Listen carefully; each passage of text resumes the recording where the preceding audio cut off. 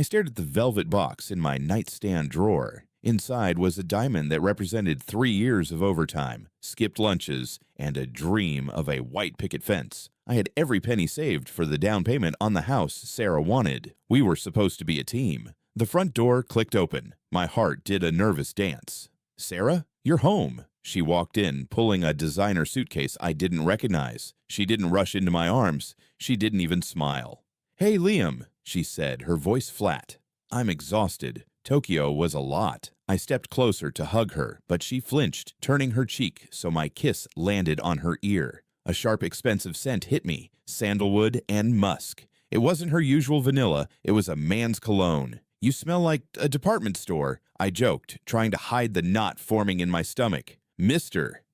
"Henderson took the team to a high-end lounge after the final meeting," she said, walking past me toward the bedroom.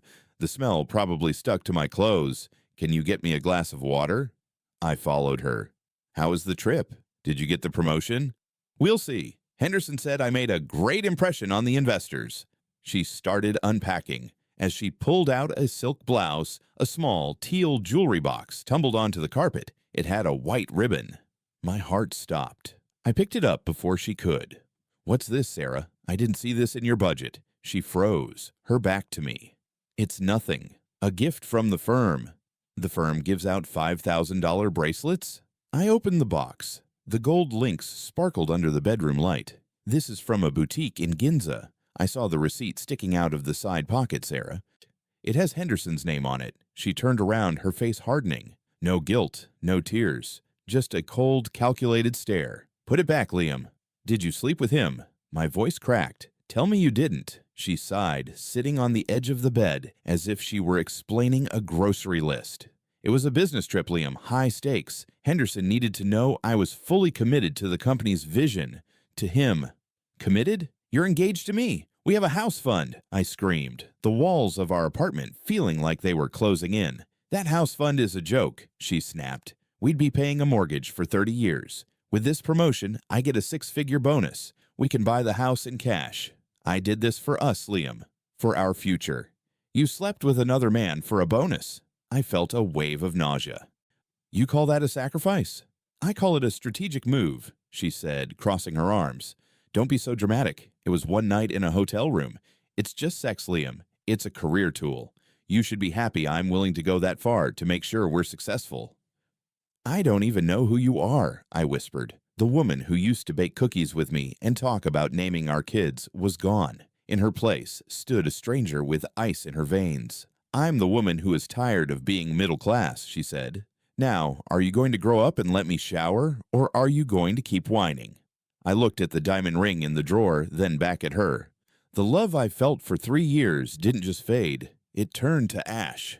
"You're right," I said, my voice dangerously calm. "It was a move. And this is mine." I grabbed my jacket and my car keys. "Where are you going?" she yelled. "Liam, we aren't done talking." "We were done the moment you let him touch you," I said without looking back. I walked out the door and into the pouring rain. The cold water soaked through my shirt, but I didn't feel it. I was already numb. I realized then that the Sarah I loved was a ghost. She never existed. As I started the car, I looked at the house fund balance on my phone. "You want a career, Sarah?" I muttered to the empty seat. "I hope it's worth everything else." The neon sign of the motel flickered, casting a sickly blue light over the peeling wallpaper of my room. I sat on the edge of a bed that smelled of stale cigarettes, my phone buzzing incessantly against the nightstand. It was Sarah. Again. I finally swiped to answer. "What do you want, Sarah?" "Liam, thank God," she sighed, though she didn't sound relieved. She sounded annoyed. "You're being completely immature, running off to some motel. It's embarrassing. Come home so we can move past this." "Move past it?" I felt a hollow laugh escape my throat. "You slept with Henderson for a promotion, Sarah. You didn't just break a rule, you destroyed us." "I told you, it was a sacrifice for our future," she snapped. "Stop acting like a child. This is how the real world works. People do what they have to do to get ahead. I'm doing the heavy lifting while you cry about feelings." I hung up. I couldn't breathe. Every memory of the last few months felt like a lie. Was she thinking about him when we went to dinner? Was she texting him while we watched movies? A knock at the door startled me. It was Mark. He walked in carrying a six-pack of beer and a look of deep regret. "I saw your car," Mark said, sitting in the only chair. "I figured you finally found out." I looked at him, my eyes narrowing. "Finally?" "Mark, what does that mean?" Mark looked at his shoes. "Liam, I saw them 3 weeks ago. They were at that upscale bar downtown, the one with the private booths. I saw Henderson's arm around her. I wanted to tell you, man, I swear. But she saw me. She pulled me aside and told me I'd ruin your happiness if I said anything. She said it was work politics, and I wouldn't understand." 3 weeks? I whispered. My best friend had known. "And you let me keep saving for a house? You let me keep planning a wedding?" "I'm sorry," Mark said, his voice cracking. "She's manipulative, Liam. She made it sound like she was doing it for you. She told me you were too fragile to handle the truth of her career climb." "Fragile," I repeated. The word tasted like poison. "She's been playing me for a fool for a long time, hasn't she?" "She's cold, man," Mark said, opening a beer and handing it to me. "She doesn't see people. She sees stepping stones. You need to realize that the girl you fell in love with, she was a mask Sarah wore until she didn't need it anymore." The next morning, I agreed to meet Sarah at a coffee shop. I needed to see her one last time to be sure. She sat across from me, looking perfectly polished in her business suit. "Are you done with your tantrum?" she asked, stirring her latte. "I have a meeting at 10, so let's make this quick." "I know it wasn't just once," I said, leaning in. "Mark saw you weeks ago." She didn't even blink. "So?" "It took more than one night to secure the VP position. Henderson is a demanding man. I had to ensure he saw me as his right hand, and more. It's a career tool, Liam, like a degree or a certification. I used what I had to get what we needed." "You used your body," I said flatly. "You used our relationship."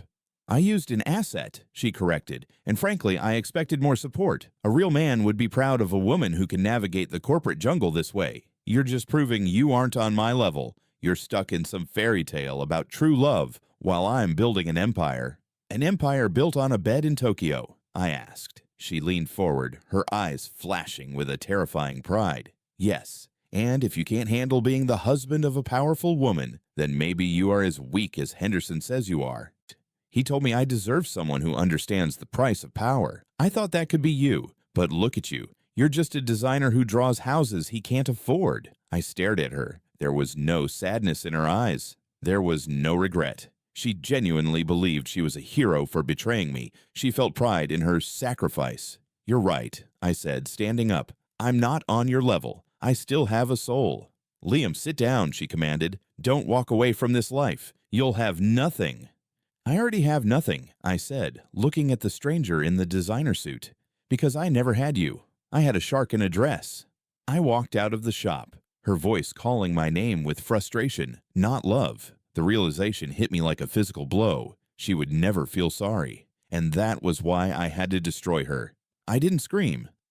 I didn't throw her clothes out the window or break the furniture. Instead, I stood by the window of the coffee shop and watched her reflection in the glass. I looked like a man who had been defeated. That was exactly the version of me she needed to see to feel safe. "You're right, Sarah," I said, my voice barely a whisper. I turned back to her, forcing my eyes to look glassy and tired. I was just shocked. I didn't think about the bigger picture, the house, the lifestyle. You've been carrying that weight alone for us. Sarah's eyes lit up. She loved being right more than she loved me. "Exactly, Liam. I knew you'd understand eventually. It's about maturity. Come home. Let's put this behind us and focus on the future." "Okay," I said, nodding slowly. "Let's try to make it work." I moved back into the apartment that evening.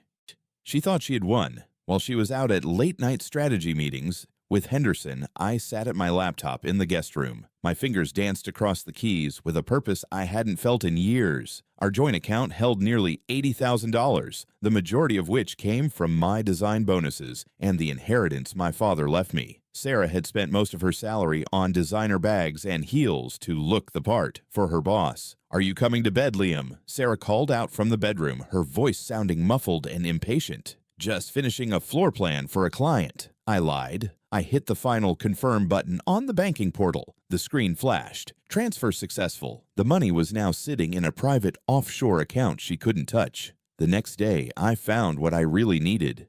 Sarah had left her work laptop open while she was in the shower. I scrolled through her encrypted chats with Henderson. My blood ran cold as the truth unfolded. They weren't just having an affair. Sarah was moving money through shell companies to hide Henderson's embezzlement. He was paying her bonuses from the company's pension fund. She wasn't just a mistress. She was his criminal accomplice. I took photos of every document with my phone. Then I made a call I never thought I'd have the courage to make. "Hello?" "Elena Henderson," I asked when a woman finally picked up. The voice on the other end was cold and sharp as a diamond. "Who is this? How did you get this private number?" "I'm Liam. I'm the man your husband is using to replace you. Or rather, I'm the fiancé of the woman he's using to rob his own company." There was a long, heavy pause. "Meet me at the Botanical Gardens in an hour, the bench near the back pond. Don't be late." Elena was elegant, middle-aged, and looked like she hadn't slept in a week. She didn't waste time with small talk. "What do you have, Liam? Why should I trust a stranger?" "Evidence," I said, handing her a tablet. "My fiancée is helping your husband drain the firm's accounts. She thinks she's being strategic. I think she's being a thief." Elena scrolled through the photos, her lips thinning into a straight line. "The idiot. He always was sloppy when he was infatuated with a new girl. He thinks he's invincible because he owns the board." "He's not," I said, "and neither is she. They think they are the only ones who can play this game." "What do you want out of this?" Elena asked, looking me in the eye. "Money? A settlement from me?" "I want her to feel the weight of her sacrifice," I replied. "I want her to realize that when you trade your soul for a career, you end up with neither. I want them both to lose everything in the most public way possible." Elena smiled, a predatory, dangerous expression that chilled me. "I've been looking for a way to divorce him without the prenuptial agreement kicking in. If I can prove criminal activity and infidelity simultaneously, I get the estate, the shares, and the name. You're a godsend, Liam." "I have more," I said. "I can get the login credentials for the shell accounts. Sarah stores them in a physical ledger in her desk at home. She thinks I'm too fragile to ever look through her things." "Get me those codes," Elena commanded. "The annual charity gala is in 2 weeks." That's when Henderson plans to announce Sarah's promotion. It's the perfect stage for a tragedy, don't you think? "A tragedy for them," I said. "A masterpiece for us." "You're surprisingly cold for a designer of family homes," she remarked.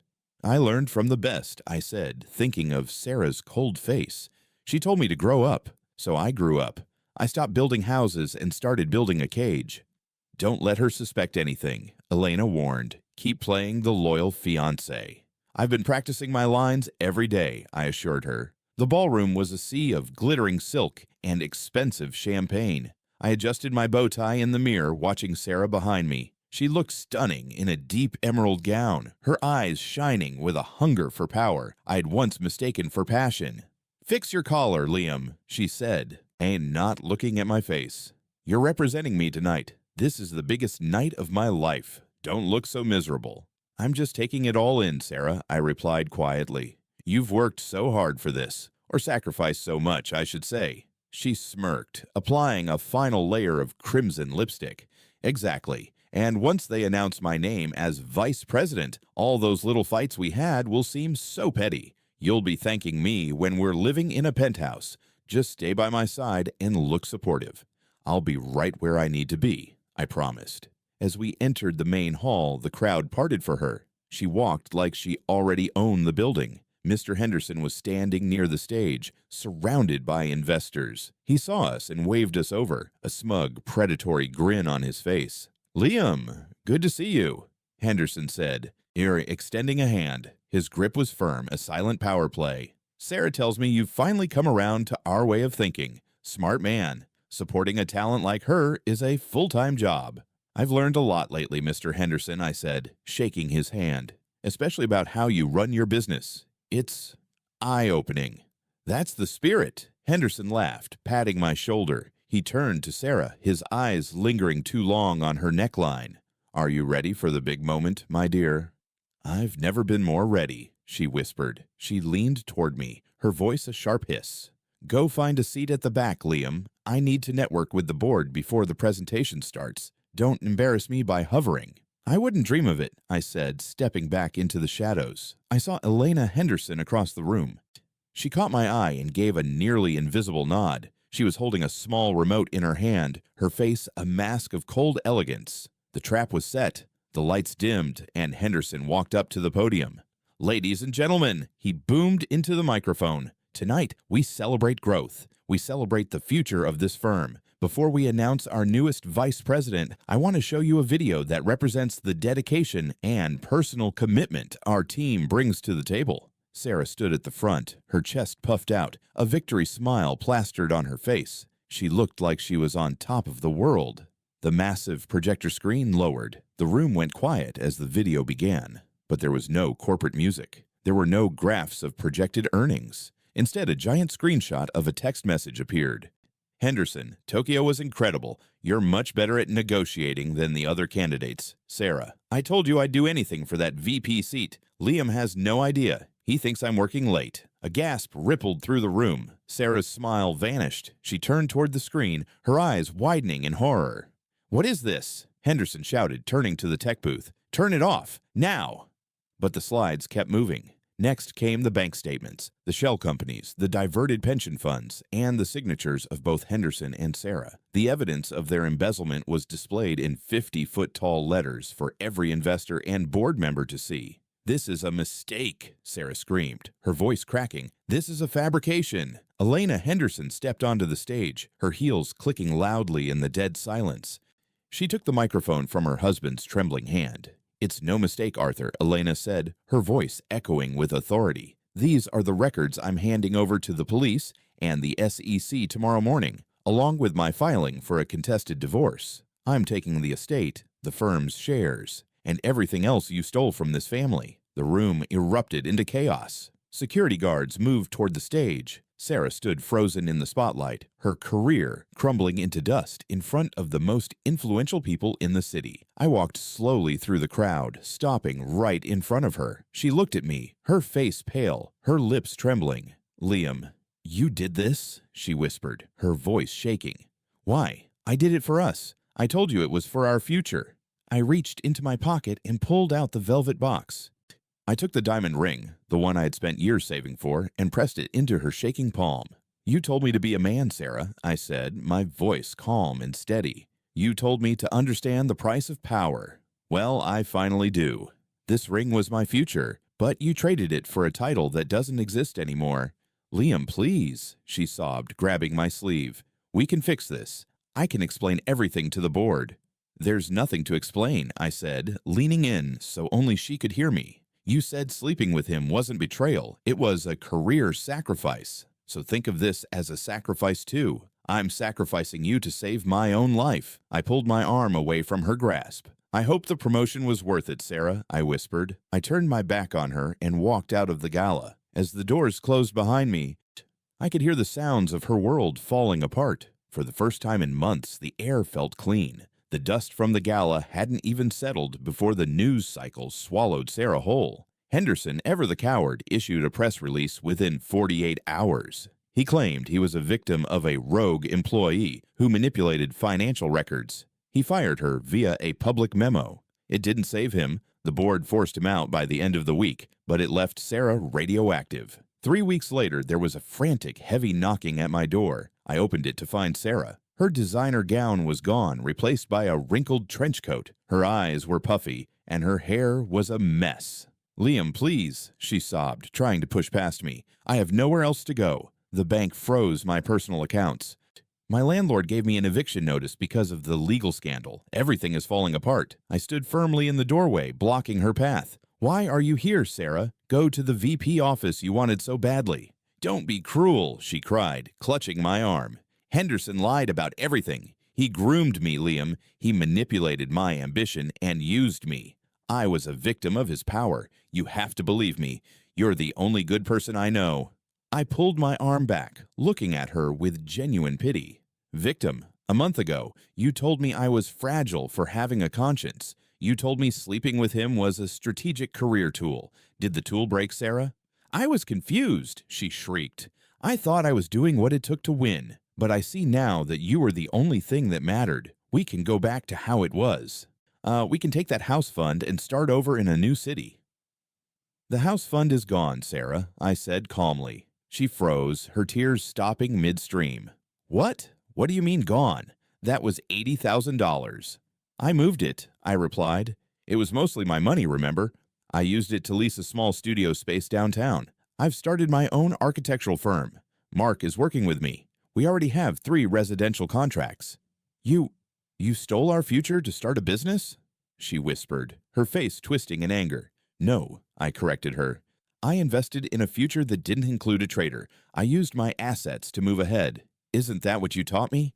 I'm just being mature, Sarah. I'm being a man and making sure I'm successful. You're heartless, she yelled, her voice echoing in the hallway. I have nothing. I'm facing an SEC investigation. I could go to jail. Then I guess you'll have plenty of time to work on your next strategic move in a cell, I said. You chose this path the moment you decided I wasn't enough. You wanted the empire, Sarah. Well, look around. This is the empire you built. It's made of ashes.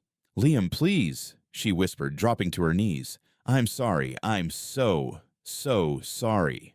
I know you are, I said, looking down at her. But you aren't sorry you hurt me. You're sorry you got caught. You're sorry the money ran out. There's a big difference. I closed the door on her cries. I walked through my new modest apartment. It wasn't the mansion she had dreamed of, but every piece of furniture in here was earned with honesty. I walked out onto the small balcony and looked at the city lights. My phone buzzed. It was a text from Elena Henderson. The board has officially cleared the way for the new leadership. Your testimony was the final nail in Arthur's coffin. Thank you, Liam. I didn't reply. I didn't need to. The war was over. For years, I thought my happiness depended on Sarah's smile. I thought my success was measured by the size of the house I could provide for her. I was wrong. Success was the quiet I felt in my chest right now. It was the ability to look in the mirror and not hate the man looking back. I took a deep breath of the cool night air. For the first time in a long time, my lungs didn't feel heavy. I realized that the greatest revenge wasn't the gala or the lost promotion. It wasn't even seeing her cry on my floor. The real victory was this moment of indifference. I didn't hate her anymore. I didn't love her either. She was just a stranger who had taught me a very expensive lesson. I looked out at the horizon where the sun would eventually rise on my new life. I was alone, and finally, I could breathe.